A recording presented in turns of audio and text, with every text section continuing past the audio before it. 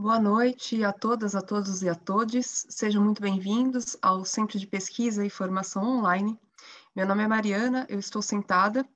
Ao meu fundo há uma parede branca com uma estante do lado direito. Sou uma mulher branca de cabelos ruivos presos. Visto uma blusa azul escura e um cachecol da mesma cor, com bolinhas brancas. Em parceria com a Escola da Cidade, nós chegamos ao 5º dia de conferência, o último, que integra o 16º Seminário Internacional Escola da Cidade 2021, Cidades em Debate.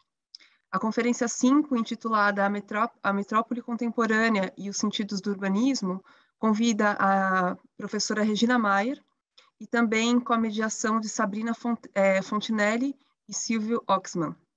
Então, eu apresento rapidamente a mediação. A Sabrina Fontinelli, que é arquiteta e urbanista pela UFC, com mestrado e doutorado pela FAUSP, pós-doutora pelo IFCH da Unicamp, autora dos livros Edifícios Modernos e o Traçado Urbano do Centro de São Paulo, e também Restauro da Faculdade de Medicina da USP, Estudos, Projetos e Resultados. E o Silvio Oxman, que é arquiteto, mestre e doutor, com pós-doutorado em andamento, todos pela FAUSP, sócio do escritório Metrópole Arquitetos, e trabalha com projetos de preservação de bens culturais, como o projeto de restauro da sede do IAB e o plano de conservação da estrutura do MASP. Eu passo a palavra, então, para a Sabrina e para o Silvio. Boa noite a todos, todas e todes. Eu vou começar com a minha autodescrição. Eu sou uma mulher branca, de cabelos cacheados castanhos, olhos também castanhos. Uso batom vermelho, uma blusa de lã preta com cinza e, ao fundo, a minha parede, alguns quadros e uma planta. Passo a palavra para o Silvio. Eu sou o Silvio Oxman, eu estou sentado no meu fundo uma parede de concreto. Eu sou um homem branco, de cabelos castanhos claros, olhos azuis.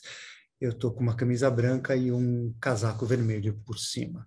Bom, foram dias intensos, esses últimos, de trocas, diálogos e aprendizados, entre mesas de debates que ocorreram durante as tardes na Escola da Cidade e as conferências da noite, com a participação de um público ainda maior e diversificado. Obrigada a cada uma das pessoas que se dispuseram a participar para esses encontros e enriquecer nossos debates. Abrigar tantas pessoas nesta sala do Zoom só foi possível porque tivemos mais uma vez a parceria fundamental do SESC. Agradecemos aqui o apoio da equipe técnica tão comprometida com a qualidade e acessibilidade desse evento. Agradecemos também a Luísa Marinho, Fernanda Teixeira, Lúmina Kikuchi e Clarissa Marrone, equipe do Baú da Escola da Cidade, que participaram de todas as sessões e com muita atenção acompanharam cada sala de debate. Agradecemos também Caio Sertório e a Isabela Lisboa, representando a comunicação da Escola da Cidade. Mais uma vez, a gente quer abrir esse evento agradecendo de maneira especial a Gabriela Duarte e ao Pedro Levorim, que trabalharam ativamente conosco, arduamente, vestiram a camisa, mas sem perder a ternura jamais. Para que esse evento acontecesse, eles pensaram conosco cada etapa, atento aos detalhes e também aos conjuntos. Como o Silvio disse no primeiro dia, era uma abertura do evento, mas para nós, para a nossa equipe, era o encerramento de um processo longo, que se iniciou ainda no final de março. E isso só foi possível graças a muita gente envolvida. Quando recebemos o convite da direção da Escola da Cidade, a quem mais uma vez agradecemos por essa oportunidade, ainda no final de março, nós tínhamos lamentado que esse evento acontecesse de forma remota. Ontem, ao fim da última conferência, pensamos no potencial de alcance muito maior das discussões. As conferências e mesas foram pensadas para apresentar articulação entre os atores, as demandas e os centros de trabalho. A gente buscou trazer metodologias, projetos, resultados, entender como seria possível associar falas vindas de lugares tão diversos. Do nosso lado, sentimos que a articulação aconteceu de forma natural e instigante. Acho que é importante reforçar que a ideia de conferências realizadas apenas por mulheres não foi uma proposta de início. Foi o processo de escolhas que levou a essa seleção. Mas isso não é uma coincidência. Várias das questões colocadas pela Silvana Rubino, pela Sueli Furlan, pela Paula Viganò, Mônica Lima, Clévio Rabelo, Joyce Beth, Graça Xavier, Glória Figueiredo, Tatiana Bilbao, Esther Carro, Sandra Cáceres, Margarita a Ana falou, e ainda hoje a gente vai ter a professora Regina Meyer, é a ideia de que as mulheres trabalham em rede, ou seja, vivem, pensam e atuam no coletivo. Esse é um princípio fundamental de uma cidade que olhe para as pessoas. Cidade, que é o lugar onde devemos viver e batalhar, pela possibilidade do debate e da diversidade de ideias, sempre de maneira respeitosa. Cidade onde nós mulheres gritamos, ele não, e que, do dia para a noite, em função de uma crise sanitária sem precedentes, tivemos que nos afastar. A cidade pós-pandemia ainda é um ponto de interrogação, mas seguimos com a certeza de que é no espaço público que temos condição de nos posicionar para gritar contra opressões, violências, agressões, e principalmente pela nossa democracia, que já não sabemos por quanto tempo sobreviverá. Fechamos esse seminário internacional da Escola da Cidade, em parceria com o SESC, com a palestra da professora Regina Meyer. O convite à Regina poderia prescindir de explicações, mas nunca é suficiente reforçar essa escolha. Professora de História do Urbanismo na FAUSP desde a década de 80 e orientadora de pós-graduação de muitos dos atuais professores de Escola da Cidade, é a pessoa que aproximou projeto e cidade, não apenas na academia, mas também na prática profissional de muitos de nós. Suas alunas e alunos, dentre os quais fazemos parte, seguem esse legado na academia, na prática de escritórios e no poder público. Suas posições sobre a cidade são sempre instigantes e colocadas com a generosidade de quem está sempre aberta ao bom debate. Para vocês terem uma ideia, o convite foi feito para a Regina participar desse seminário ainda em maio, e virou uma possibilidade de atualizarmos as conversas, debatermos juntos temas profundos em reuniões semanais, que em tempos difíceis como os que estamos passando, se tornaram encontros que ficaram para sempre, teremos sempre guardados. A ideia de cidade aberta, que permeou esse seminário desde o início, vem também da capacidade de refletir sobre posturas do passado, que se transformaram, que podem e devem ser revistas com olhar crítico. Boa parte da discussão aqui fomentada, seja a partir da apresentação de métodos de análise, análises cartográficas, estudos sobre continuidade, representatividade, enfim, as leituras, esteve sempre presente nos seus textos e ao longo de sua trajetória. Regina é professora do Departamento de História da FAUSP, mas sempre buscou essa aproximação com projetos urbanos. Se tivéssemos que fazer uma apresentação formal, poderíamos dizer que Regina é arquiteta e urbanista pela Universidade de Brasília, com mestrado pela University of London e doutorado em arquitetura e urbanismo pela Universidade de São Paulo. É professora titular da Universidade de São Paulo e autora dos livros Centro das Metrópoles, de 2001, São Paulo Metrópole, de 2004, e A Leste do Centro, Territórios do Urbanismo, de 2010. Nós, curadores do 16º Seminário Internacional da Escola da Cidade, Cidades em Debate, Olhares e Práticas Contemporâneas, é um enorme prazer encerrar nossa jornada com a apresentação da querida professora Regina Meyer, com a palestra A Metrópole Contemporânea e os Sentidos do Urbanismo. Regina, com você agora.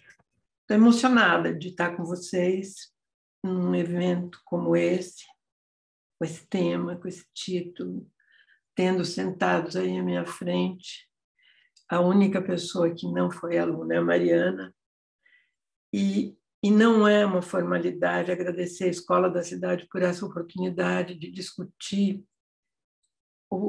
as questões, o tema que ocuparam a minha vida acadêmica desde muitos anos.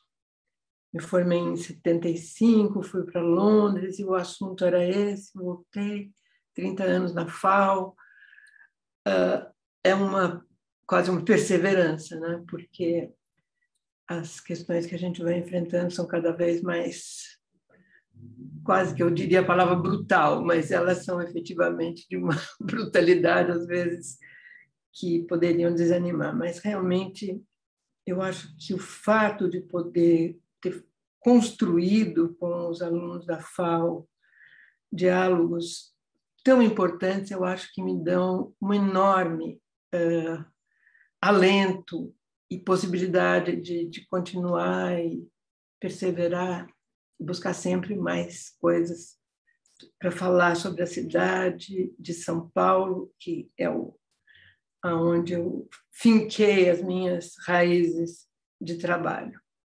Então, eu gostaria de fazer duas dois pequenos reparos. Um deles é vocês que foram meus alunos na graduação, sabem perfeitamente da minha enorme obsessão e prazer em dar aulas repletas de imagens, pois hoje não vou fazer a mesma coisa.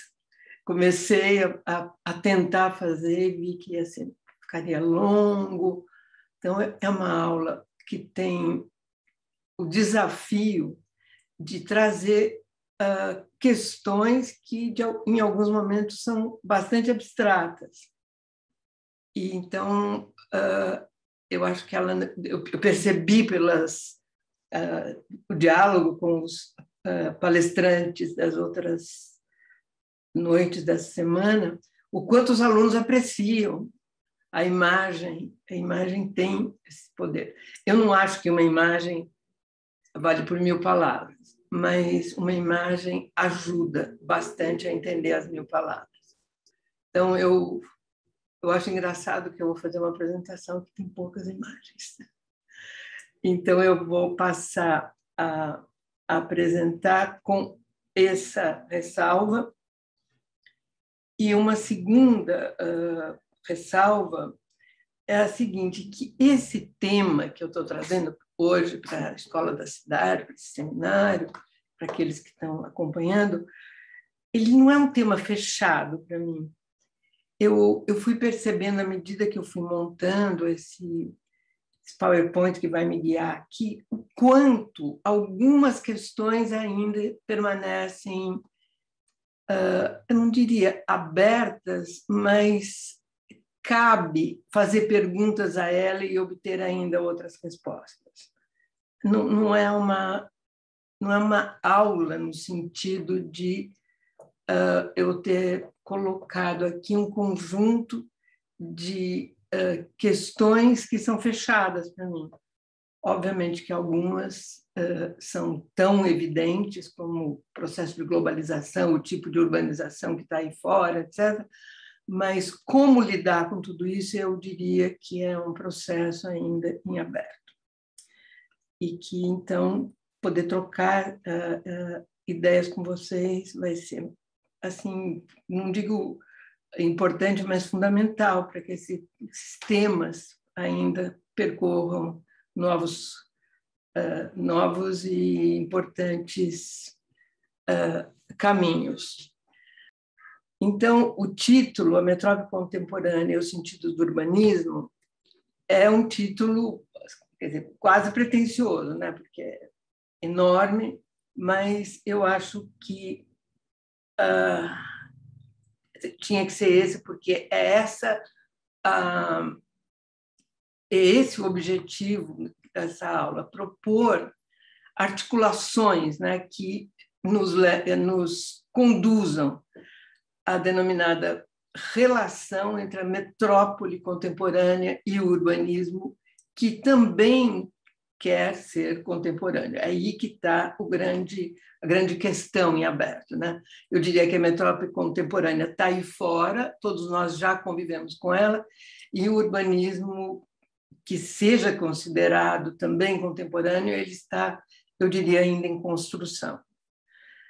Então, eu acho que o elemento, vamos dizer assim, o V0 da história é procurar quais são os temas centrais que o urbanismo vai precisar enfrentar diante desse desafio, dessa nova articulação. E hoje eu acho que tem uma questão que já está completamente presente, que foi o sincronismo, quer dizer, a simultaneidade que ocorreu nesse estágio da economia globalizada, do capitalismo globalizado, em metrópoles do mundo inteiro. Quer dizer, não houve aquele efeito a posterior, como no caso da pandemia. Acontecem as coisas na Europa, 2 meses depois acontece no Brasil. Esse sincronismo ele era muito impressionante, né? Mas a gente vai ver que faz parte do modelo. O impacto da globalização nas metrópoles ele foi intenso e, sobretudo, nas metrópoles... Deixa eu só um minutinho, por favor.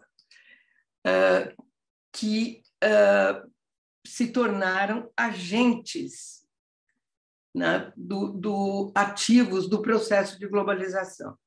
Essa foi uma questão também dos anos 90, que a gente foi aprendendo rapidamente, e essa abrangência mundial, ela se, de certa forma, consolidou através do livro da Saskia Sassen, Global City, de 91, que classificou as cidades globais. Então, num primeiro momento, para aqueles que ainda não tinham lido o livro, etc., estavam impactados até pelo próprio título do livro, parecia que essas 3 cidades que eram as cidades importantes dentro do capitalismo globalizado pós-industrial. Mas, rapidamente, a gente foi percebendo que outras camadas de cidades, quase que um pouco abaixo dessas 3, né, onde essas eram os grandes centros decisórios da organização econômica, esse grande leque de cidades e metrópoles do mundo inteiro, elas tiveram que ganhar também um desempenho novo para poder acompanhar a mudança que estava ocorrendo. Então, praticamente todas as metrópoles, as grandes metrópoles, tornaram-se agentes estratégicos para o funcionamento desse ciclo que estava se iniciando. E aí entrou esse slogan que as metrópoles eram a riqueza das nações, e se confirmou, de certa forma. As nações que tinham metrópoles mais pujantes ou mais modernas, etc., elas saíram nesse processo com alguma vantagem. Mas o fato central, eu acho que a gente também abalou o nosso conhecimento, foi que, praticamente na concomitância da mudança do modo de produção industrial para aquele que a gente chamou de pós-industrial, ele coincidiu com algo extremamente importante, que foi o fato do mundo, naquele momento, ter registrado, em 2006, algo que era esperado para 2030, quando o planeta se torna predominantemente urbano. Então, vocês viram que as questões começam a ganhar uma certa complexidade. Então, de acordo com a agência Habitat, em 2005, o planeta registrava 6 bilhões de habitantes e 3,15 bilhões estavam vivendo em cidades, em metrópoles. Esse fenômeno, que ocorreu de forma muito intensa no mundo inteiro, de certa forma já havia alguns precedentes na Europa, nos Estados Unidos e na América Latina. Por incrível que pareça, a América Latina se tornou predominantemente urbana na década de 60. Vocês vejam que coisa interessante, o Brasil, exatamente na passagem, na metade da década de 50, ele se torna mais urbano do que rural. Mas esse fato, essa concentração que a ONU Habitat mostrou, ela se deu mais predominantemente na Ásia e na África. Isso tem um significado incrível, porque como é que eu vou dizer? Esse gráfico mostrou que as 4 primeiras estavam ali, Nova York, Tóquio, Londres e Paris, as grandes cidades onde o capitalismo tem o seu centro de decisão, e dessa linha para a direita, Mumbai, México, São Paulo, Delhi, Dhaka e Lagos são cidades situadas em países de desenvolvimento econômico ainda, eu diria, em fase de desenvolvimento econômico, e algumas até um pouco aquém, né, dessa categoria de país em desenvolvimento. Então, ficou claro que nós teríamos um mundo urbano, regido pela globalização industrial, onde as grandes cidades seriam cidades pobres. A globalização pegou essa questão e deixou absolutamente evidente. Bom, então, as características desse mundo globalizado, essa expansão urbana, essa densidade, trouxe uma questão que era, vamos dizer assim, já embrionária para a gente, que era a expansão urbana com uma urbanização de baixa densidade. A baixa densidade é um problema e o crescimento com baixa densidade é o problema com o qual a gente se debate desde sempre. A questão que eu gostaria de trazer para vocês agora é que esses padrões de urbanização, eles são muito importantes para a gente fazer aquela relação da cidade contemporânea com o urbanismo. É que essas cidades são cidades que são muito, como é que eu vou dizer, economicamente, cidades caras, porque o consumo de energia com essa diluição da urbanização é incrivelmente alto, o custo da infraestrutura fica muito mais pesado, né, para os países em desenvolvimento, especialmente para os países africanos, asiáticos se viram bem melhor.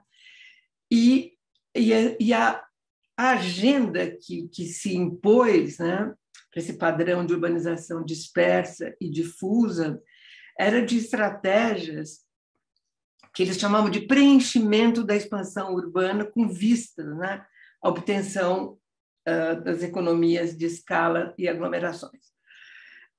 O fenômeno das hipercidades, ele era já vamos dizer, estava programado desde a década de 60, que nós teríamos um momento das hipercidades, onde o território inteiro tenderia a ter cidades contínuas, né?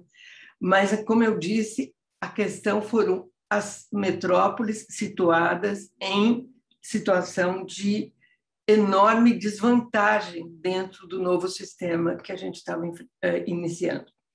Essa transição da metrópole industrial moderna para a metrópole contemporânea, que é o que interessa aqui, ela se tornou um elemento fundamental para o urbanismo. A transição que nós começamos a perceber, ela se deu na década de 90. E a organização da cidade, oh meu Deus do céu, da cidade, da metrópole industrial, eu acho que vale a pena a gente passar só pelo menos um minuto pensando de onde a gente veio e aonde a gente está. A transição anterior da cidade pré-industrial para industrial ajuda a entender o que está acontecendo agora. A organização da cidade industrial foi um fato urbano fundamental para a realização das demandas materiais, né, que a gente, com as quais a gente conviveu ao longo do século XX. Aquela localização da unidade de produção, a proximidade da matéria-prima, etc. Então, o ABC paulista pode ser visualizado aqui, né? A água, os grandes, quer dizer, a disponibilidade de terra para a instalação da grande indústria e a presença de uma mão de obra operária que já estava presente naquela região. Então, esses recursos, que são recursos humanos e materiais, eles importavam na organização da cidade industrial. Agora, a cidade industrial, ela não é uma cidade de indústrias, né? A gente viu isso quando o famoso conceito da cidade dual, que a gente sempre procurou mostrar, era uma cidade que tinha que, de um lado, organizar a sede da produção, né, incluindo a habitação operária, e, de outro, ela tinha que possibilitar a cidade do consumo da mercadoria industrializada, né? Ela tinha essa dupla função. E cidade de São Paulo, que na década de 60, bem na metade da década de 60, passa o Brasil, desculpa, a cidade de São Paulo já tinha passado um pouquinho antes, o Brasil, então, ganha essa característica de população mais urbana do que rural, exatamente onde essas duas linhas se cruzam. E a gente vê esse enorme, né, diluição das cidades que formavam a metrópole paulista. Essa imagem é só uma... como é que se diz? Para lembrar do que a gente está falando. E lembrar que, então, os conceitos que essa imagem contém estavam quase todos dentro dessa ideia de mancha urbana. Nesse momento, a gente começou a falar, usar um vocabulário que mostrava, que exprimia, né, essa mancha de óleo, arquipélagos urbanos. São todas formas de já não denominar precisamente do que se trata. Não se fala nem da cidade e nem da metrópole. Se fala de algo muito mais amplo, abstrato, impreciso, permanentemente em mudança, etc. E a ideia de que a cidade está em toda parte ganhou uma enorme presença nos estudos urbanos, nos projetos, na forma do poder público se organizar para entender e atuar, né, nessa imensa mancha, né? E os conceitos, então, de cidade difusa, ilimitada, dispersa, etc., e mais ou menos mais uns 30 outros adjetivos, né, passaram a ser adicionados à palavra urbanização, porque o impacto, né, que essa difusão, essa questão ilimitada, essa dispersão causava nas grandes periferias, passou também a repercutir dentro das cidades, né? Essa é uma questão importante, que a gente pensa que a mudança se dá nas bordas, lá onde o processo está impelindo, né, a contínua produção de cidade, mas tem um efeito bumerangue, que é a mudança intraurbana e periurbana, quer dizer, periurbana, que é uma palavra para definir aquilo que seria a periferia, mas é um pouco mais do que essa área, mas não é nem a borda e nem o centro. E o desafio diante do futuro se tornou algo muito presente, porque eu selecionei essa frase de um livro extraordinário que eu gosto demais, do Raymond Williams, que é um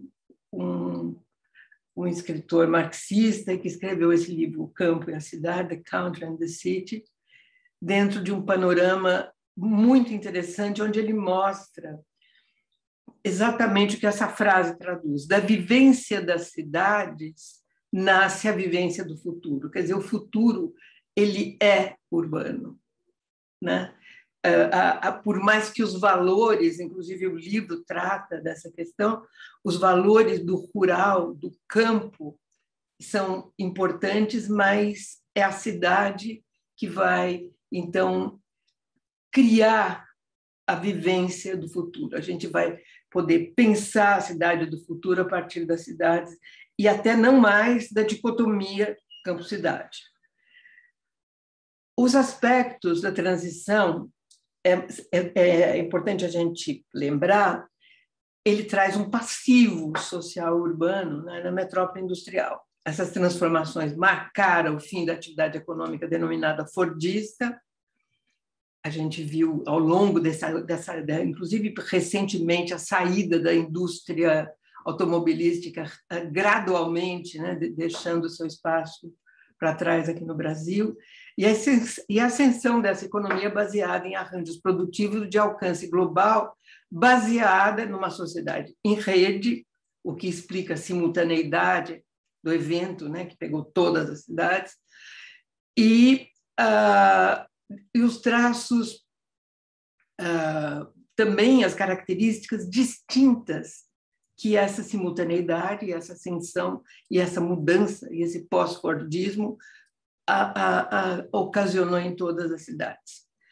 Então, foi constatado, né, que os aspectos do processo que continham uma transformação na natureza das cidades, mas guardavam uma coisa que a gente aprendeu praticamente a partir da história urbana, que é o fenômeno das persistências urbanas.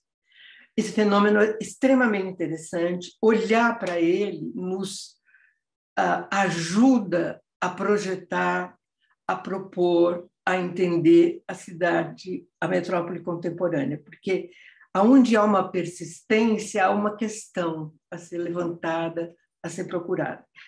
É uma questão da história, mas também é uma questão da própria evolução urbana, que nem sempre a gente coincide com a história. Esse fenômeno das persistências, ele tem uma relação direta com uma questão que foi incorporada, porque eu estou falando de São Paulo, das grandes metrópoles, eu estou falando de Recife, de Fortaleza, e do Rio de Janeiro, Porto Alegre, Belo Horizonte, que isso é um fenômeno que aconteceu em todas as metrópoles que precisaram correr atrás dessa transformação, que foi as transformações modernizantes. Eu não pus a palavra modernizadoras, né? Pus modernizantes, porque ela é muito, o modernizante quer dizer que ela é muito mais superficial. Ela não aquilo que é moderno é que ela atingiria o conjunto da sociedade. E o modernizante atende à demanda que está sendo feita. E essas transformações modernizantes, elas foram feitas de maneira compulsória, visando salvaguardar as economias que, diante das relações econômicas globalizadas, precisava correr atrás, não ia deixar com que a sua cidade, o seu país, se prejudicasse com a falta, né, dessa modernização. Aí as mudanças tecnológicas foram muito impressionantes. Eu me lembro quando a nova Faria Lima foi inaugurada, aquela região, pelo menos da nova Faria Lima, eu falava o que um prefeito não teria que decidir entre colocar fibra óptica ou esgoto. A dicotomia ganhou essa proporção, né? Exatamente entre os anos 80 e 90. E esse processo de incorporação da modernização, ela foi uma modernização desigual, incompleta e seletiva. Quer dizer, ela seletiva no sentido de que ela precisou de um espaço onde aquilo que o capital internacional globalizado precisava estava instalado, mas não em toda parte. Então, eu me lembro bem da questão da nova Faria Lima. O prefixo pós aí ameaçou o panorama das cidades e, consequentemente, do urbanismo. Então, dezenas de livros falando em pós-cidade. Em pós-cidade era a destruição, quer dizer, do nosso objeto de trabalho. A urbanização que tinha ganho aqueles adjetivos, né, que buscava descrever a sua organização, tem esse impacto que atingia a cidade central e não era só periférica. O conceito mais promissor, pelo seu aspecto de instrumento de trabalho que emergiu no quadro geral, foi o de complexidade. Ele ganhou força entre os que buscavam entender a transição, porque a gente vê que pós-cidade é uma definição um pouco alarmante, porque junto com ela veio o urbanismo em fim de linha. Quer dizer, acaba tudo aquilo que nós tínhamos organizado para entender a cidade. E o conceito de complexidade é um alento na medida em que ele é instrumental. Ele fala, então vamos buscar entender essa complexidade. Eu adoro essa frase. Todo mundo que foi meu aluno já deve ter ouvido muitas vezes, que a confusão a complexidade é uma ordem da qual ainda não construímos o código para entendê-la. Quer dizer, abre um espaço para a gente dizer, bom, então vamos lá, né? Então, tem espaço de trabalho. Uma análise, aqui eu estou fazendo um pequeno parênteses, vou tentar ser bem rápida. O urbanismo moderno, segundo o Benévolo, ele não nasceu ao mesmo tempo que os processos técnicos que deram origem à cidade industrial. Nasceu depois que ela estava montada, depois que ela estava já usufruindo da industrialização. Aí ele diz que os efeitos das mudanças em curso e quando tais efeitos entram em conflitos entre si, tornou inevitável uma intervenção reparadora da cidade industrial. Isso aí é uma, eu vou dizer, uma visão da questão extremamente sintética e muito importante para o urbanismo. Dolorida, vocês vão ver daqui um pouquinho. A precedência da instalação no modo de produção industrial sob a organização dos territórios urbanos mostrou o alto preço a ser pago. São Paulo é hoje um território que paga o preço de uma industrialização que a gente chama de selvagem, industrialização que ela foi entrando na cidade, ganhando seu espaço. Quando os resultados dessa instalação se tornaram avassaladores, que alcançaram um alto grau de conflitos sociais, e, ironicamente, eu digo ironicamente porque também se tornou nocivo para o próprio desempenho do capital industrial. O urbanismo, então, é chamado a apresentar soluções capazes de restaurar essas condições que garantissem o melhor funcionamento da máquina urbana, tanto para os conflitos sociais quanto para a própria produção. Tem a maior parte dos teóricos, historiadores do urbanismo, colocam nesse parágrafo o nascimento da disciplina do urbanismo moderno, porque ele entrou para resolver os problemas criados antes dele. Esse evento, que é histórico para o urbanismo, tornou-se uma característica completamente fundamental para o exercício da disciplina, pois indicou uma ação elaborada e implementada a posteriori. A gente não preparou a cidade para ser uma cidade industrial, a gente recebeu a cidade industrial com os seus, digamos, até fracassos, né, para a posteriori resolver os seus problemas. Esse perfil, desde então, nas palavras de Benévolo, é essencialmente remedial e, por isso mesmo, considerado subalterno. A palavra subalterno sempre me doeu, porque o urbanismo vem para resolver questões quase sempre sempre a posteriori e com enorme dificuldade. O movimento moderno não gosta dessa questão e propôs as cidades industriais ideais, né, modernas. Mas aí entra uma nova questão que dá um alento, que para transformar é necessário conhecer as regras e não ter a indecente pretensão de iniciar sempre um novo jogo. Massimo Cacciari, professor da Escola de Veneza, num livro fantástico que chama Dell'avanguardia alla metrópole, que também uma escola marxista, ligadíssima ao Tafuri, quer dizer, era a visão da possibilidade do urbanismo. Então, a questão que se coloca para o urbanismo, para o projeto urbano, que é uma das faces do urbanismo, uma das dimensões do urbanismo, para receber esse desafio, que vinha da análise multidisciplinares, porque vocês vão ver que as análises multidisciplinares são muito boas, mas elas não carregam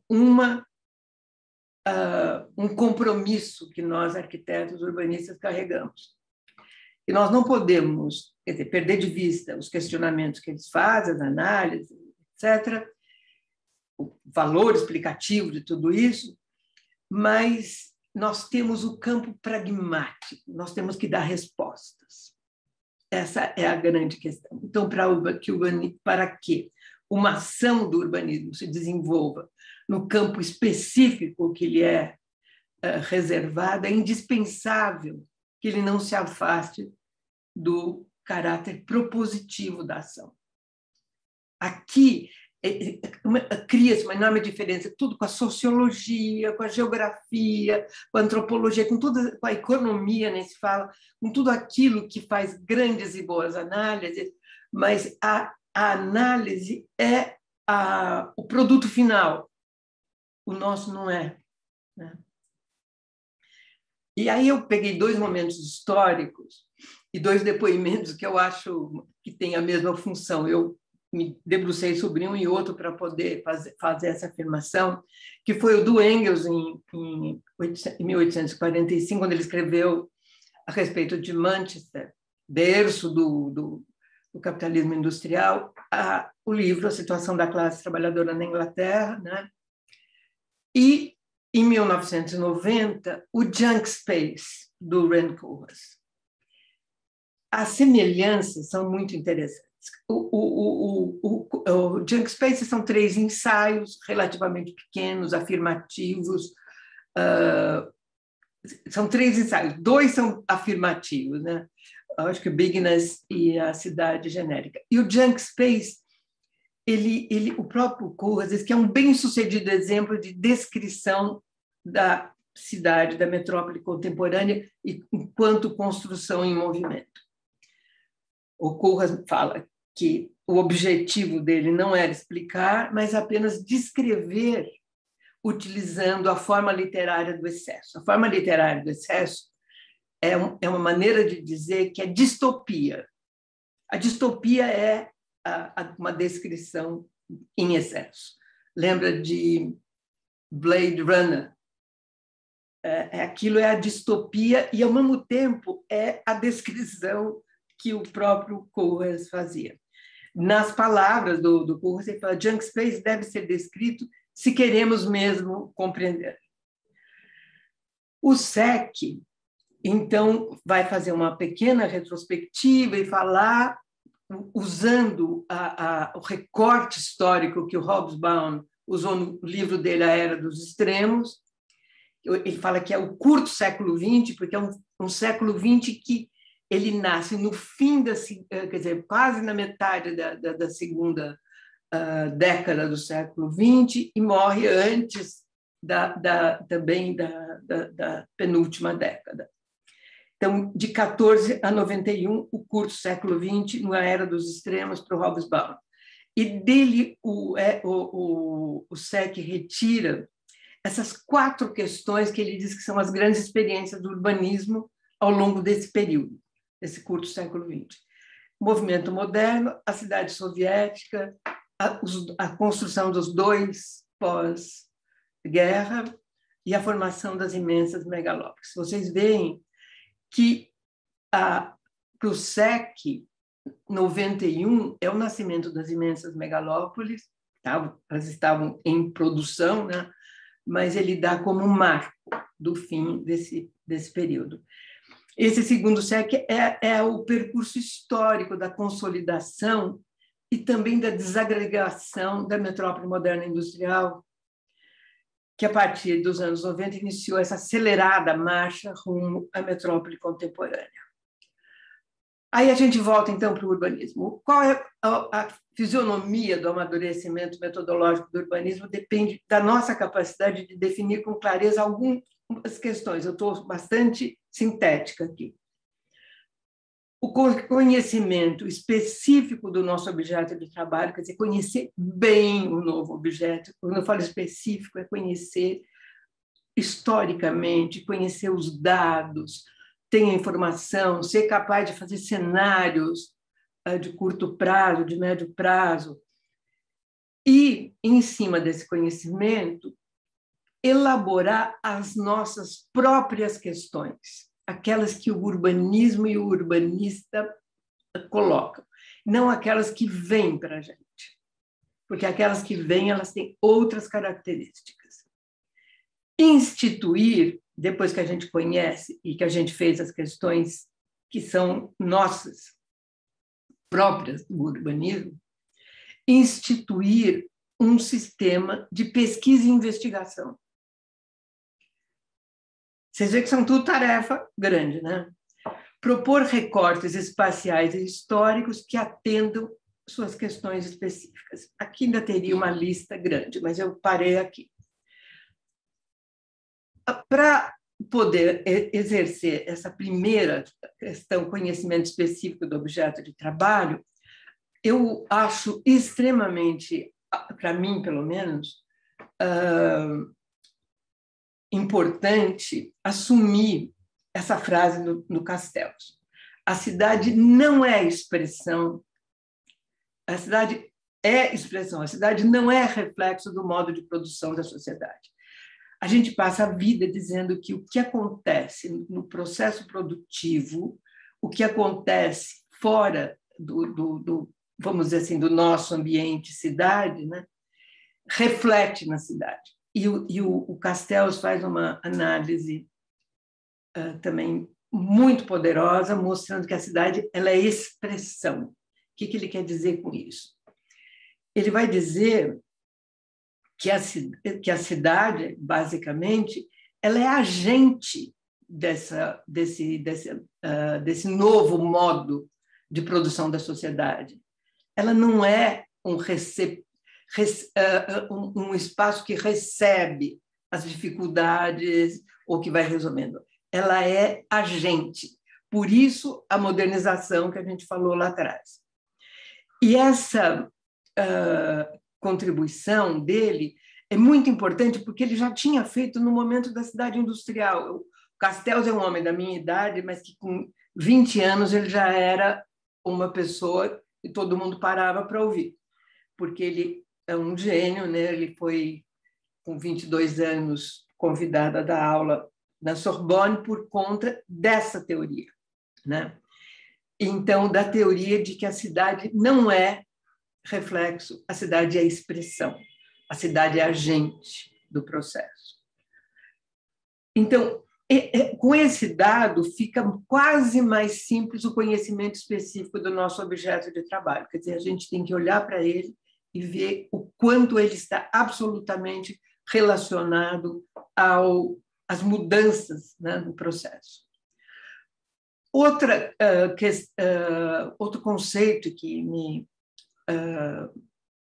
desde a década de 80, quando eu conheci, é bastante caro, é o conceito da intervenção na cidade existente, que, na verdade, é uma forma de ação, de uma simplicidade, ele se auto-explica, né, o conceito, pela análise e projeto e implementação. Ele põe muita força na implementação. Ele escreveu esse texto em 72. O Nuno Portas é um professor da escola do Porto, ele é um português, e é professor também da escola de Lisboa. É um planejador urbanista que esteve à frente na década de 2000, dos projetos da Favela Bairro. Ele é o idealizador do Favela Bairro. Agora eu vou levar vocês para lembrarem do Argan, porque é outro assim mestre para mim que me ensinou muito. Aí ele vai falar da crise do projeto na arquitetura. Eu esqueci de pôr a palavra urbanismo ali, na produção industrial. Ele fala então que em todas as atividades humanas nós devemos nos perguntar o que essa crise quer dizer, de onde ela vem, quais são as perspectivas de solução. Uma crise não é o fim, não é urbanismo em fim de linha, de jeito nenhum. É urbanismo em crise, é diferente, precisando se repensar. A cultura do projeto, essa é a segunda questão que ele coloca, veio depois de um outro tipo de cultura, que era a cultura do modelo. A cultura do modelo, ela está distante já para a gente, mas é uma cultura que ainda o modernismo trabalhou dentro dela. E é uma diferença notável, né, entre a ideia de projeto e a ideia de modelo. Um modelo pode ser apenas imitado, né, refeito a partir daquilo que é dado como modelo, e a atividade que imita é uma atividade de reprodução que não é uma atividade de reflexão. E temos aí, por um outro lado, uma cultura que deve ser, o Argan dizer que a cultura do projeto é uma cultura que deve ser de transgressão, e de transgressão de si mesma. É um pouco mais obscuro, mas é de transgredir aquilo que nós achávamos antes. Aqui ele está conversando com o movimento moderno, esse terceiro parágrafo. Aqui nós temos alguns parâmetros para a gente começar a elaborar as questões. O objeto a ser conhecido. O objeto de conhecimento, reflexão, análise, que é a organização da organização contemporânea, ele está concretizado em várias formas.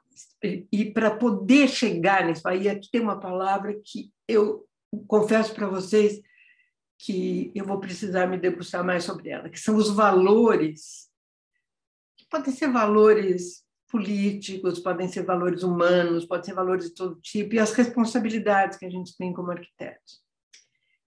Que é de reconhecer que a gente tem um passivo em São Paulo, em Goiânia, em Fortaleza, no Rio de Janeiro, em Porto Alegre, um passivo socioespacial. E esse passivo está nas periferias construídas sob a pressão da industrialização acelerada que a gente viveu na metade do século passado. Então, o valor e a responsabilidade é reverter, eu acho que também, talvez, a palavra reverter é um pouco forte, podia dizer tentar reverter, não sei, a modernização precária que nós assumimos nos anos 90. Para a sociologia, a palavra periferia, que para nós é uma coisa muito concreta, não é um lugar, mas é uma condição. Essa é uma questão importante, porque a partir de toda essa mudança que ocorreu, a periferia não é só a cidade que está em todo lugar. A periferia também passou a estar em muitos lugares, né? Um urbanista italiano dos anos 60, que eu, durante o meu curso de arquitetura e depois na pós-graduação na Europa, li bastante, ele mostrava que a periferia ela era um objeto mal construído e que, portanto, nós teríamos que propor projetos de cunho reformista.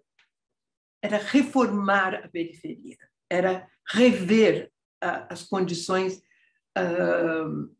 quase que espaciais, etc. Era uma visão de uma periferia muito menor. E, como eu digo sempre, mudou a escala, mudou o problema. A periferia mudou de escala, né? O Portoghese, ele fala que a periferia é uma parte inacabada da cidade. Ele escreve muito sobre isso, faz projetos, e fica implícito que a proposta é complementar esse território. Aqui, desses dois, eu poderia citar 18 de cada um, falando praticamente as mesmas coisas. E um grande número de arquitetos oferecem propostas da possibilidade de reconstrução da periferia. Essa reconstrução da periferia pode caber também na ideia de complementar e na ideia de cunho reformista. Aí nós temos a questão dos planos setoriais, né, que trabalham principalmente transporte público e transformação também, quer dizer, outras formas de plano setorial, que consideram que a transformação da periferia não está nela, periferia, está na possibilidade de quem está na periferia e fora dela circular. Então, essa questão que trouxe a mobilidade para esse protagonismo que a gente tem hoje em dia, né? E que, de certa forma, se desfez com o surto de problema sanitário que a gente está vivendo, com a pandemia, que mostrou que não basta transportar-se, né? Você tem água para lavar a mão, que foi várias. No ano passado, a gente viu vários exemplos de lugares onde a água não corria, tinha um balde lá na porta das casas. E essa questão da periferia, ela ganhou uma importância muito grande. O grupo de arquitetos da Escola de Barcelona, eles escreveram livros e tem uma quantidade enorme de projetos que é produzir um projeto para as periferias a partir daquela ideia do Nuno Portas, daquilo que elas possuem. Mas agora eu estou trazendo isso só para a gente ver os valores, as responsabilidades, para a gente elaborar as questões. Uma questão que é super nova para mim foi perceber que a periferia hoje é uma área de disputa interclasses sociais. A periferia, no modelo que a gente conheceu, era o lugar dos pobres na cidade. Hoje, os condomínios fechados impulsionaram a periferia para um novo padrão. Hoje tem uma disputa de território. Então, qualquer imagem da periferia, quando nós fizemos o nosso livro São Paulo Metrópole, ainda as coisas estavam embrionárias, mas agora está completamente presente. Você tem periferias, você tem três elementos. Você tem a periferia, os condomínios fechados e o programa de governo da Dilma, como é que chamava? Habitacional. Meu Deus, deu um branco. Minha Casa Minha Vida. É muito engraçado. Qualquer... Já deu, então eu vou correr. Bom, a ideia do existente como forma de conhecimento eu acho bastante interessante, embora eu não seja uma grande admiradora do Venturi, quando ele, na primeira frase do livro dele, fala aprender da cidade existente é a maneira de ser de um arquiteto revolucionário. Depois ele vai mais longe nisso aí. A outra questão que se coloca para a gente é a individualidade como prerrogativa da história urbana. A reivindicação da natureza individual, singular, sobretudo histórica, da cidade, confronta as teses baseadas em princípios universais do projeto. A ideia da cidade como um lugar único foi muito explorada. E o enfrentamento da complexidade, que tem a presença bastante importante do Bernardo Seck, quando ele mostra que aqui ele quase que está escorregando para o método que é necessário estabelecer pesquisas by design, nas palavras dele. Os temas dessa pesquisa serão os grandes sistemas estruturais e, eventualmente, também os infraestruturais. Então, nós estamos aqui, eu pus isso aqui porque essa coisa do Wim Wenders, eu sempre que dei aula nos anos 80 e 90, essa data aqui está errada.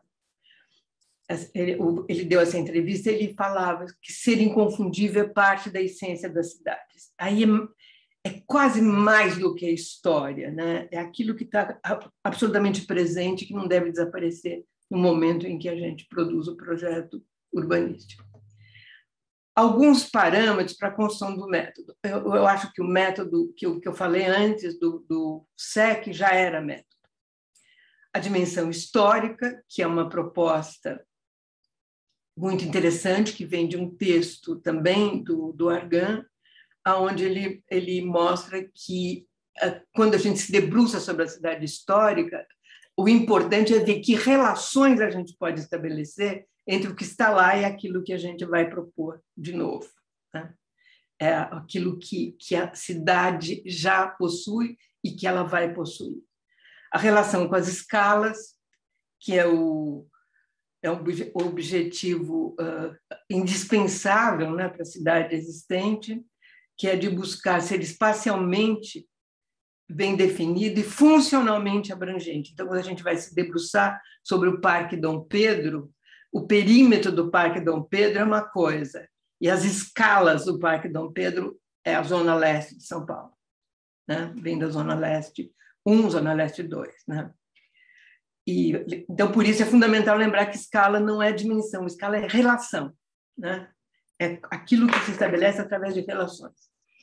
E a fruição da vida urbana é muito interessante também a quantidade de reflexões aonde o espaço público é o espaço propiciador da reorganização urbana e instrumento de reconquista da urbanidade. Quer dizer, e o espaço público ele tem que ser repensado em função das novas funções que a cidade tem. Então, a entrada do metrô Sé teria que ser um espaço público em toda a sua esplendor, vamos dizer assim, em todas as suas funções. Ele não é um jardim, ele é uma função urbana. Né?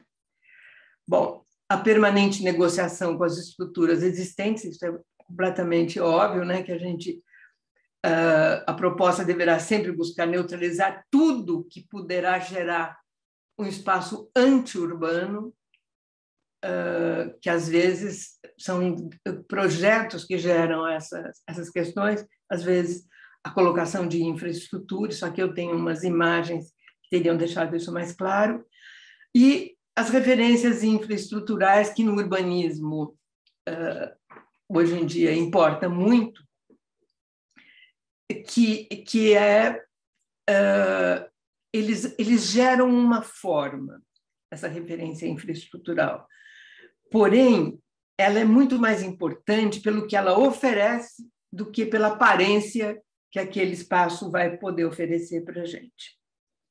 Essa questão do urbanismo infraestrutural tem também muitos desdobramentos. O Stan Allen ele é um autor importante para essa questão, que vai mostrando que, então, o urbanismo infraestrutural em São Paulo, na minha modesta opinião, deveria estar completamente colado na expansão do metrô. O metrô é um gerador de novas formas, de novos arranjos urbanos, e ele teria que ser um balizador. O projeto urbano, aqui é uma questão também de ordem, eu diria, pessoal, porque para mim iluminou bastante. O projeto urbano no interior da urbanização difusa. Como é que se faz esse projeto? Aqui tem a frase longa, que eu não vou ler para vocês, que todo mundo conhece provavelmente, que é uma proposta metodológica do Sola Morales, quando ele fala da gente de ser capaz de definir o grão pequeno sobre o qual se vai agir.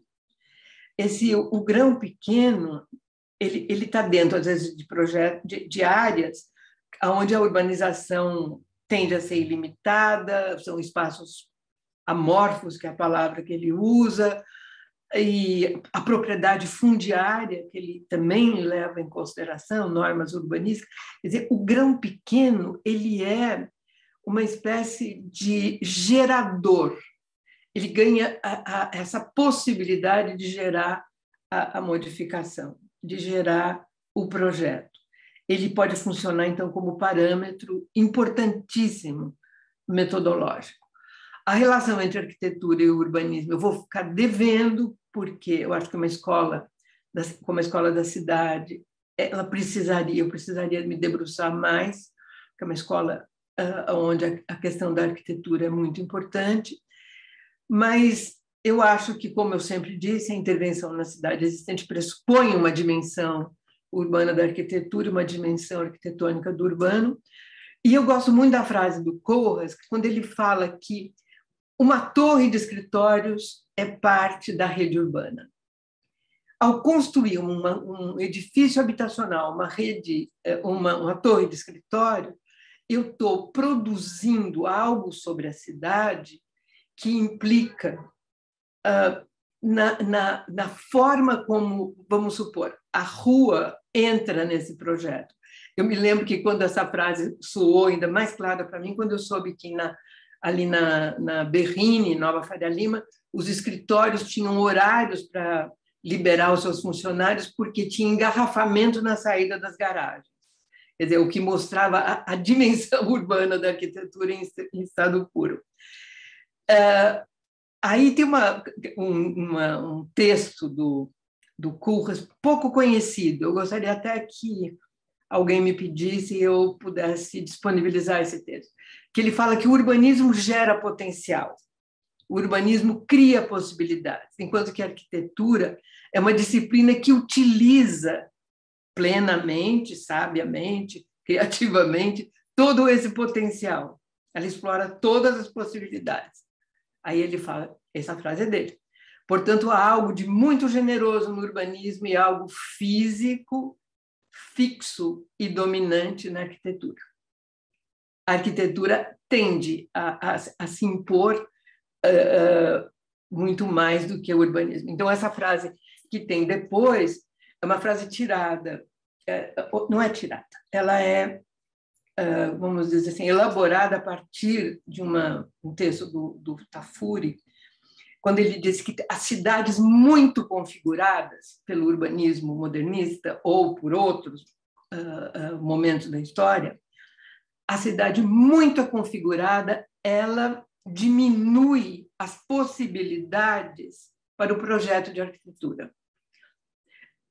Apenas os edifícios simbólicos, enquanto pontos fixos, organizadores da grande estrutura, gozam do privilégio do projeto arquitetônico. Pensa em Brasília. As superquadras é uma repetição infinita de projeto arquitetônico. Pensa em Washington. Todas as cidades muito configuradas, elas limitam as possibilidades que estão descritas pelo Koolhaas no parágrafo acima. A relação do urbanismo com o planejamento urbano, está batendo já a hora, né? Substituir a proposta e o controle rígido, baseado em premissas fixadas, normas, etc., por um conjunto de ações de planejamento articuladas de forma clara com o projeto urbano. Então, eu escrevi aqui, o fundamento central dessa abordagem alternativa é permutar plano que regula a ação por plano de ação conduzido por projetos. Quer dizer, quando a gente faz um plano de ação, quais são os projetos que vão impulsionar esse plano? Aí tem a relação entre o urbanismo e o planejamento urbano institucional, que é eu diria que é o meu último slide, e é uma questão em aberto para mim. Mas se a gente conseguisse melhorar essa relação, plano que regula a ação por plano de ação conduzido por projeto, essa relação aqui se tornaria muito mais produtiva. Não é nem abandonar a ideologia da ordem e estar mais voltado para os projetos cuja meta é a vitalidade urbana. Mais uma vez, o sistema de transporte, o metrô, etc., estaria entrando como um elemento chave e não a regulamentação do uso do solo. É isso, meus filhos. Bom, Regina, eu fiquei com a tarefa de abrir esse debate, iniciar, estimular essa conversa. E queria começar agradecendo por esse panorama geral que você nos traz, né, dos processos históricos que partem lá das cidades industriais até chegarmos nas cidades contemporâneas. E já temos algumas perguntas aqui no chat, mas eu queria lançar uma para você. Talvez seja uma capciosa, mas acho que... Por favor, né? Pensando um pouco a partir dos termos, das expressões e das referências que você traz. Você parte Em algum momento você fala da relação entre confusão e código, né? Que a confusão precisa ter a confusão para ser criado o código, para poder entendimento do que é aquele processo. Então, se a gente pensar que o momento que estamos vivendo de pandemia é uma grande confusão, como é que a gente pode pensar? Como é que você entende quais seriam os códigos necessários para essa leitura desse processo? E também, eu parto dessa questão para pensar também o Argan, que você também nos traz muito belamente, e que fala que a crise não é necessariamente um fim, né? Então, que perspectivas nós temos diante desse cenário de tantas crises que estamos vivendo para a nossa cidade? Então, essa é uma pergunta que eu queria te trazer a princípio, e antes eu vou ler uma outra pergunta que está no chat, que é do Pedro Levorim, e você responde, depois o Silvio vai trazer as outras questões que estão lá. E ele fala o seguinte: obrigada pela aula. São Paulo possui resquícios espaciais da sua época industrial. Não só resquícios físicos, mas relações sociais e econômicas entre periferia e centro, que hoje são praticamente centenárias. Como você observa esse fato? O quanto as cidades contemporâneas ainda estão pautadas por profundas marcas e estruturais industriais? As diretrizes industriais que conduzem à produção de cidades poderiam ser alteradas por perspectivas do que você chama de cidade contemporânea? Sabrina, a questão da pandemia é engraçado que ela gerou um caos, sem dúvida, na medida em que ela não foi enfrentada, né? E ela gerou um caos na medida em que o ato fundamental da preservação das pessoas diante da pandemia era lavar as mãos, né? E eu me lembro da quantidade de matérias que eu via na televisão, a dificuldade que as pessoas tinham de ter água, né?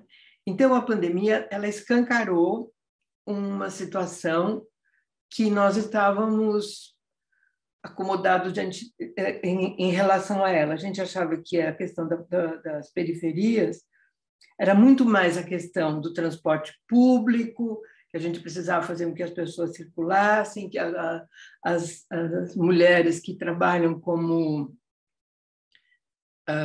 faxineiras, que estão cada dia indo para um lugar, passam 3, 4 horas viajando. As questões que nós estávamos enfrentando estavam, de certa forma, deixando de lado o tal do nosso passivo enorme que ainda tem.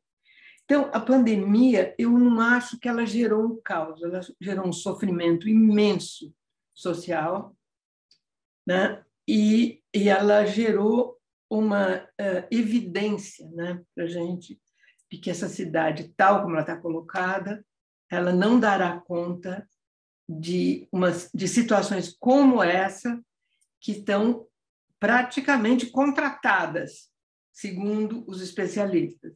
Nós viveremos outras pandemias. Então, agora, eu acho que o enfoque nas regiões periféricas terá que ser o infraestrutural mesmo, aquele que a gente já está cansado de falar e de saber que, desde a década de 50, 60, quando as periferias praticamente se ampliaram, que é a urbanificação, né, que é uma expressão que eu tenho muito apreço por ela, criada pelo Nestor Goulart, que é a produção de infraestrutura em áreas não infraestruturadas. Quer dizer, que eu acho que a pandemia ela não gerou o caos, ela gerou um conhecimento e quase que reforçou um conhecimento, né? E a questão da crise, Sabrina, eu acho que a gente aprende, né? O Piaget é que disse que o aprendizado é a superação das crises. Quando a gente aprende a andar, quando a gente aprende a estudar, quando ele chama como é que era o nome do livro dele? La naissance de l'intelligence chez l'enfant. O nascimento da inteligência é quando a criança percebe que ela não sabe aquilo, ela entra em crise, e a crise é a alavanca do conhecimento.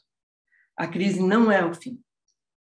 A crise ela é inteiramente portadora de mudança, desde que ela seja enfrentada, obviamente. Desde que ela seja enfrentada.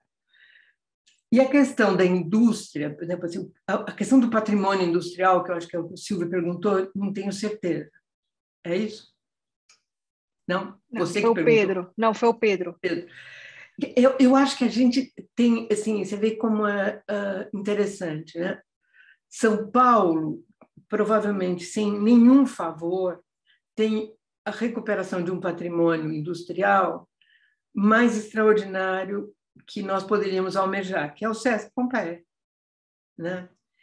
Então, quando aquela região da Moca entrou no processo de diluição dos seus espaços industriais, eu ficava fascinada pensando o quanto a gente teria podido produzir, né, naqueles espaços industriais que estavam saindo de cena ali.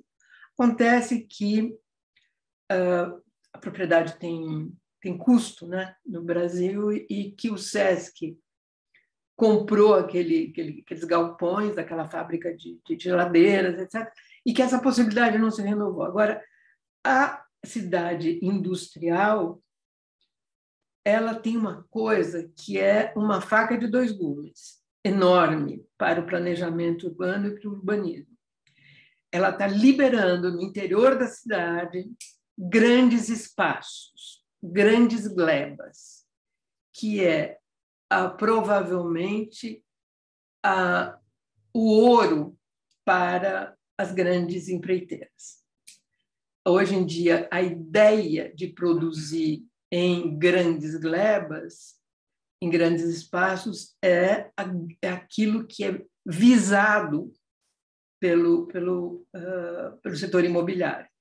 Então, eu me lembro de, em 1990, não, acho que foi, não sei se foi em 90, que nós participamos, a Marta e eu, da revisão do plano diretor, que eu batalhei para que os condomínios fechados intraurbanos ficassem da menor dimensão possível, porque eles eram organizados dentro de glebas que poderia fazer com que eles tivessem 60 mil metros quadrados. Então, você tinha que circular na periferia desses condomínios. Então, a ideia de que a gente conseguiu colocar de 60 para 40, depois para 20, que ainda é muito, o ideal seria um condomínio fechado do tamanho de um quarteirão, que ele não interfere no tecido urbano. Entende? Então, esses bairros industriais, hoje, eles estão guardando um ouro para o sistema imobiliário e uma grande dificuldade para a cidade, se as glebas forem vendidas tal como elas se apresentam agora, a Brama, os outros grandes espaços, né, que estão saindo da cidade. Eu acho que a cidade industrial, para a gente agora, ela é um valor também nesse sentido. Regina, cabe a mim continuar essa conversa. Difícil estar nesse lugar agora, mas eu vou tentar fazer um gancho aqui de muitas coisas que você falou, mas justo com essa sua última fala dessas áreas industriais, né? De quando você fala da necessidade do conhecimento da cidade, né? Eu estou tentando juntar algumas coisas, das persistências urbanas e principalmente da cidade como expressão da sociedade. Me parece que essas coisas se juntam de uma forma fundamental para a gente poder pensar o que é um projeto na cidade, né? E entender que a cidade é a nossa expressão. Isso eu acho muito importante, né? Então, São Paulo foi uma cidade industrial e a gente ainda é herdeiro disso, cidade, ou seja, uma cidade industrializada, talvez não uma cidade industrial, mas e isso é uma expressão da nossa Constituição, do nosso DNA como cidade. Ao mesmo tempo, a gente vê um esforço enorme do não reconhecimento dessa cidade, cada vez maior, né? De um processo onde quem poderia organizar o reconhecimento dessa cidade seria o Estado. E o Estado abre mão desse reconhecimento em todos os sentidos, inclusive no sentido da gestão e de passar a gestão de espaços públicos e da própria cidade para a iniciativa privada. Então, quando você fala da Faria Lima e você fala de uma cidade desigual, incompleta e seletiva, né, a gente está falando de um planejamento que cada vez mais abre mão do Estado abrindo mão da gestão da cidade e passando isso para a iniciativa privada. Eu estou tentando juntar e talvez fazendo uma confusão, mas a gente já conversou um pouco sobre isso. Não, você está indo, você juntou certo. Porque eu acho que aqui a gente tem uma questão fundamental. Enquanto não se olhar, por exemplo, como você falou, eu imagino que você falou da Brahma, mas estava pensando na Antártica, que são primas irmãs, mas assim, enquanto a gente não conseguir olhar para isso como uma persistência, uma expressão da nossa sociedade, a gente não vai chegar na escala do projeto, né? E quem tem que olhar isso, eu acho que somos nós, a partir não só do planejamento, mas também do projeto urbano dessa escala aproximada, que faz falta e que tem que ser gerido, eu entendo, que por um poder público que possa juntar essas questões. Daí, eu completo com isso com uma pergunta aqui que eu vou ler para você, que eu acho que tem um pouco a ver, que é da Paula Santoro, né, que fala: Regina, eterna orientadora, obrigada pela fala, sempre inspiradora. Fiquei com as tuas últimas frases reverberando aqui. A regulação do espaço urbano está substituindo o projeto urbano? Fale um pouco mais sobre a regulação e o projeto. Complicado. Eu vou tentar começar por você e chegar na Paula, mas, assim, uma das coisas que a gente precisaria de mais tempo para conversar é que a cidade pós-industrial não é uma cidade sem indústria. Isso é uma questão óbvia, quer dizer, a indústria continua presente.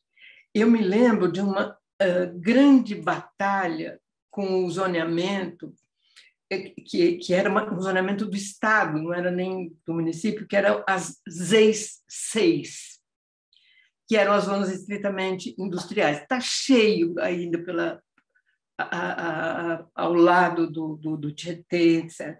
Eu me lembro de dizer em reuniões que eu achava que a Z6 tinha que ser preservada, porque as indústrias precisariam desse espaço em algum momento, que a cidade terciária não era uma cidade obrigatoriamente desindustrializada e que isso precisava estar presente ainda dentro da cidade.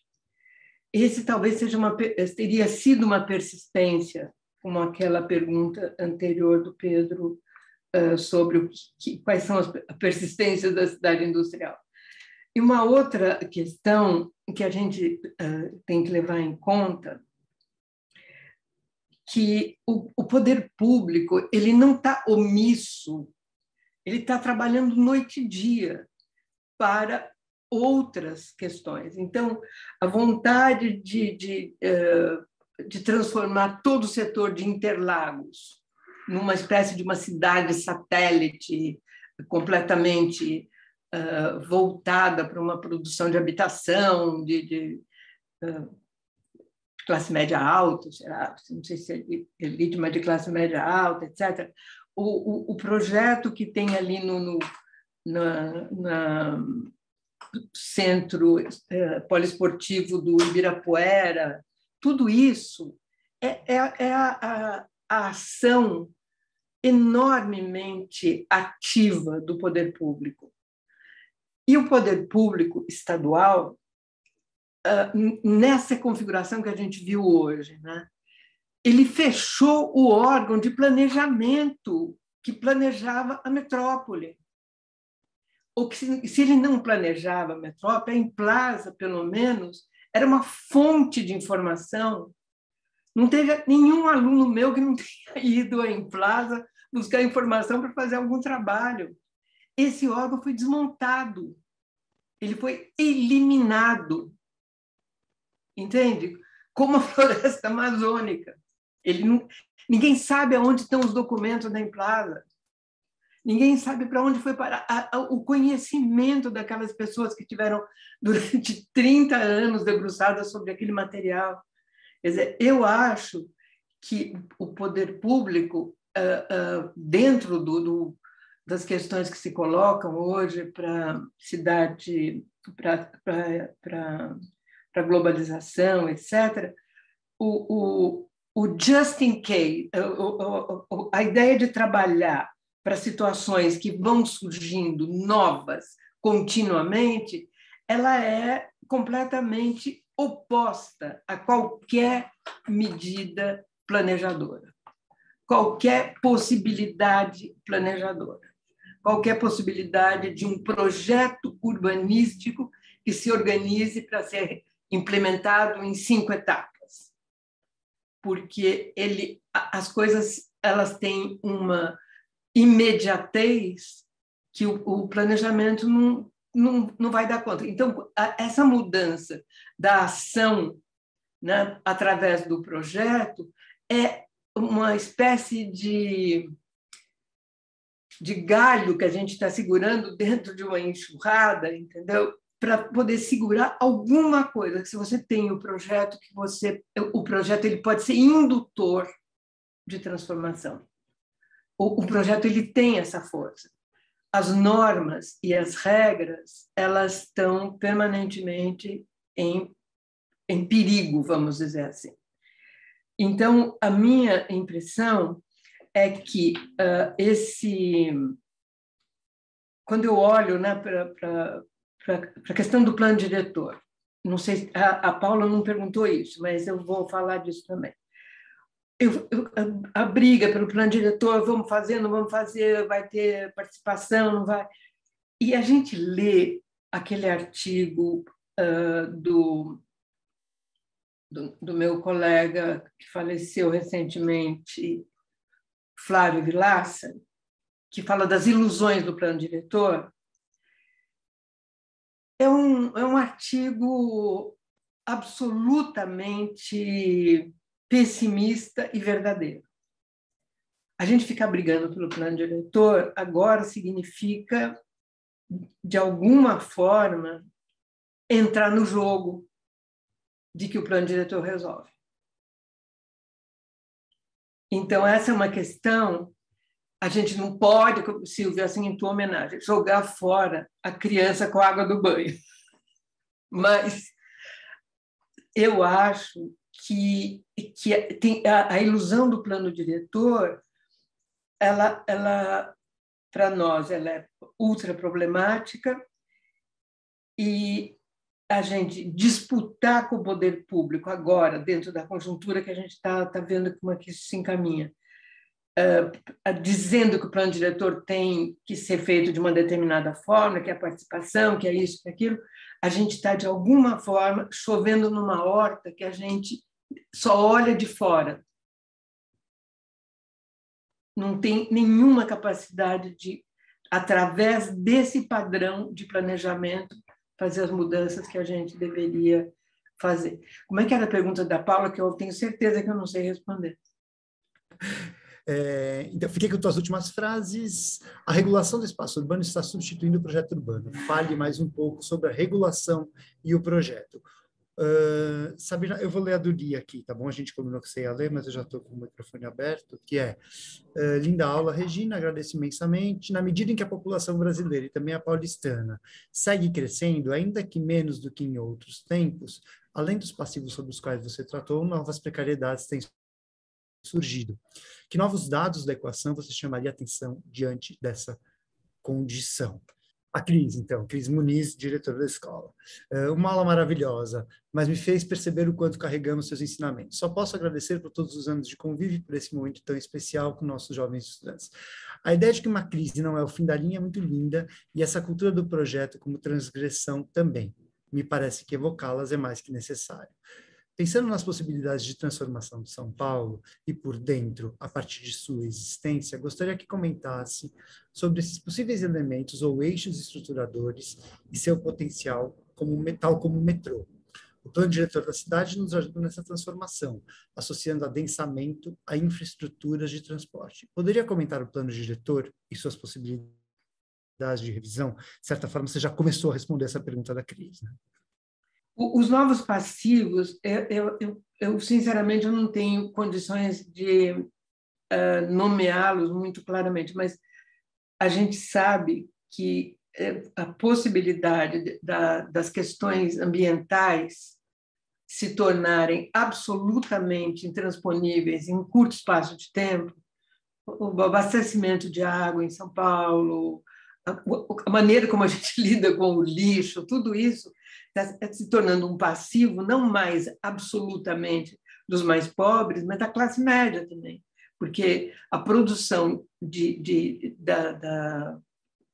o recolhimento e a produção dos espaços para a incineração do lixo, etc., se a gente não partir para uma solução imediata, isso já é passivo, porque já está colocado como problemático e só não estourou ainda porque tem uma regra federal para resolver isso, tem prazo, etc., e todo mundo empurra com a barriga, né? Mas eu acho que o passivo que a cidade de São Paulo tem e que ela vai continuar carregando, ele vai se ampliando. Isso que é uma questão também difícil da gente agora, de repente, poder enfrentar, porque tem coisas que foram se acumulando e agora elas estão extremamente agudas, né? Como é o caso da água limpa na periferia.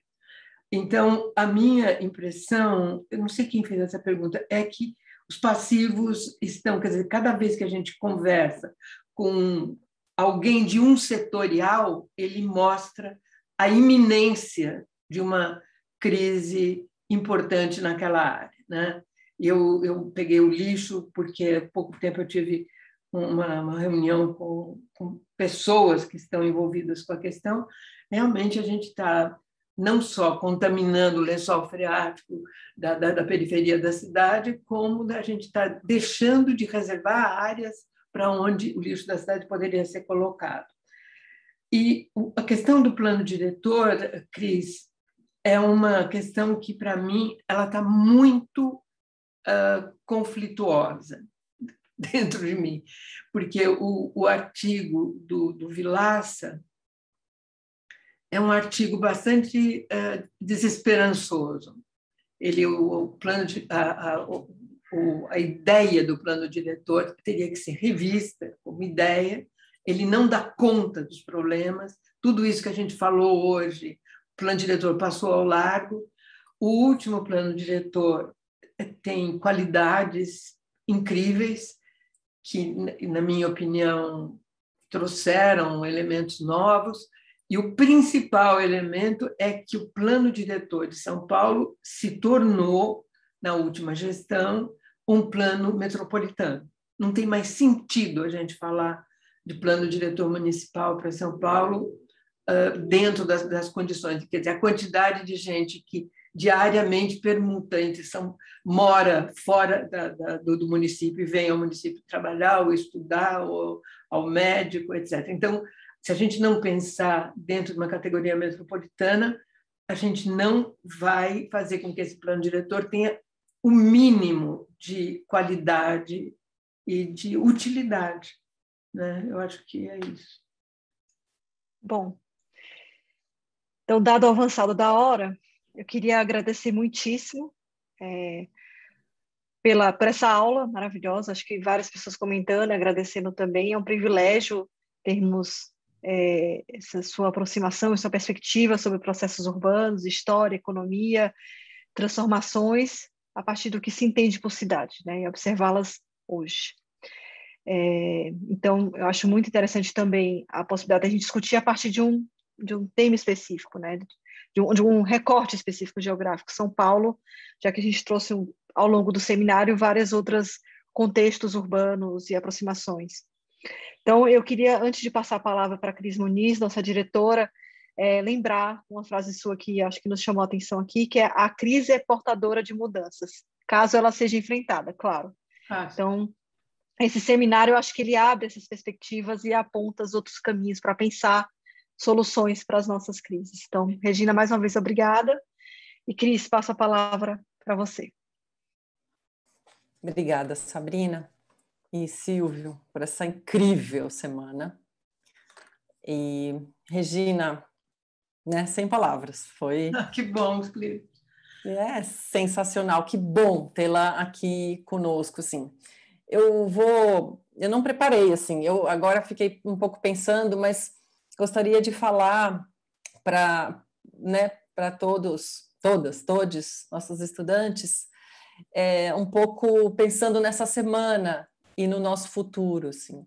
Pensando que, tem umas anotações aqui no meu caderninho, que na segunda, com a Paula Viganò, a gente ficou discutindo como renomear as coisas e rever o discurso sobre a cidade já nos aproxima de um novo projeto de cidade. Eu acho que isso, enfim, essa ideia da transição e uma biopolítica, a transição de pactos ecológico, urbano, foram muitos assuntos, mas eu acho que renomear e a gente já poder, né, dizer de uma outra forma, reconstruir o que a gente está falando, já nos coloca numa outra ideia de projeto, novos projetos, isso é importante. A Joyce Bert, na terça, trouxe uma ideia da consciência crítica e essa história do urbanismo crítico e não ele ingênuo. Então, a gente pensar sobre todas essas opressões, mutilações, desigualdade, a paridade, as restrições, o medo. Eu acho que isso foi muito bonito e acho que nos faz afrontar e ter que nos colocar também frente a isso. A Tatiana Bilbao, na quarta-feira, foi muito lindo que ela falou muito da casa, né? Que a revolução .0, ela falava, o número não é nem o 1, é o 0, é a casa. A partir da casa, a gente vai pensar nessa cidade do cuidado, como é que essa perspectiva define todas as outras possibilidades de relacionamento. Então, foram com o mundo, né? Foram ensinamentos incríveis, assim, a igualdade e a diversidade. Foi uma semana muito feminista, isso foi muito bom. A Ana Fallu ontem falou mais ainda desse marco das desigualdades, então, das intersecções do feminismo e dessa ideia de diferentes graus e concentração de vulnerabilidade e opressão. Ao mesmo tempo, né, o que ela fala nos faz pensar muito que essa cidade, que essa perspectiva do cuidado como a centralidade do cotidiano, ela vai construir um urbanismo feminista. É muito lindo isso, pensar que a única possibilidade de ter cidades para todos são cidades feministas. É maravilhoso pensar isso. E hoje a Regina traz para a gente brilhantemente, e eu acho que num momento muito importante da nossa escola, essa ideia, primeiro que você faz de uma forma claríssima essa construção da metodologia de atuação.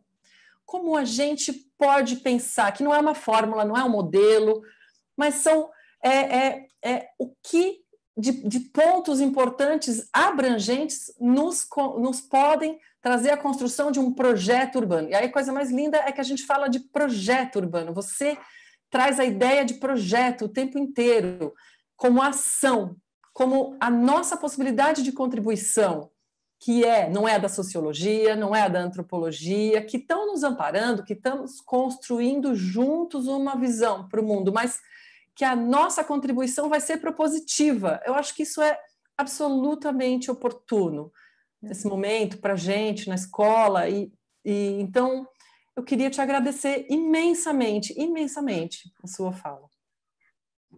Obrigada, Cris. Você sabe que eu percebi que essa semana teve esse aspecto feminista, e eu, sinceramente, ainda não me apropriei dessa questão. Eu tenho com ela uma relação de respeito. Quando eu leio, eu gosto, eu aprecio, mas eu não tenho uma opinião formada. A minha geração estava mais... Eu acho que as questões identitárias, elas afloraram. E elas, então, se elas afloraram, se é a voz daqueles que estão reivindicando a sua identidade dentro da cidade, a gente tem que ouvir. Mas eu fui formada numa dicotomia maior, onde pobre era o grande problema. Era a pobreza. Então, por exemplo, a pandemia que a Sabrina mencionou, ela escancarou para mim o morador de rua. Vou participar semana que vem de uma mudança aí nas políticas, né, em relação ao morador de rua. São Paulo está com quase 40 mil moradores de rua, né? É uma questão que escancarou para a gente, né? O frio, mais a pandemia, mais a falta de dinheiro para tomar condução para ir para casa a semana inteira, fez com que a cidade fosse invadida por essa nova questão. Então, essa pauta identitária, que eu acho que foi uma tônica muito importante da semana, eu acho que ela veio para ficar, ela é forte do ponto de vista conceitual, fui percebendo também isso.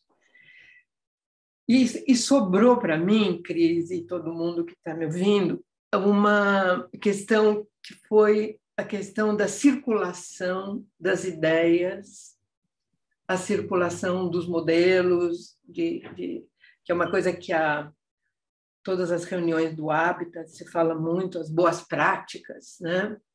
Eu acho que tudo isso é bastante importante, mas eu acho que a gente, para se preparar para isso, precisa ter muita consciência das nossas questões.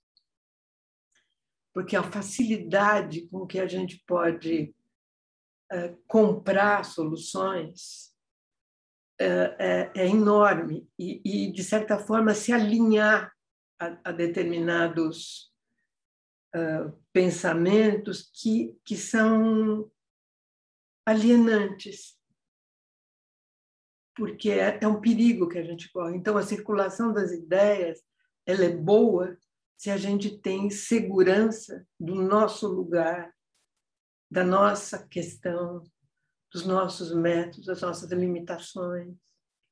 Eu acho que eu acho que a gente tem que ser mesmo absolutamente cosmopolita em relação ao conhecimento, mas a partir de um ponto mais sólido da nossa questão, senão a gente entra numa espécie de consumismo das ideias, né? Porque realmente é uma avalanche, né? Então, eu acho que eu respeito muito aqueles que estão assim dentro aí dos mais variados órgãos que sobreviveram a esses anos de desmantelamento do planejamento, trazendo ainda as informações que a gente precisa para poder ser propositivo. É isso. Maravilhoso. Vou aproveitar o gancho da professora Regina. Andréia, Eu sou Andréia Nogueira, responsável pelo Centro de Pesquisa e Formação aqui do SESC, né? O nosso mesmo, Andréia. atual. Agradecer, porque eu estava com muita saudade de ouvi-la, Regina, acho que como todos aqui, e sobretudo agradecer a toda a equipe, né, da Escola da Cidade, nessa nesse alinhavo da parceria tão bela que fazemos há tanto tempo, né, Cris?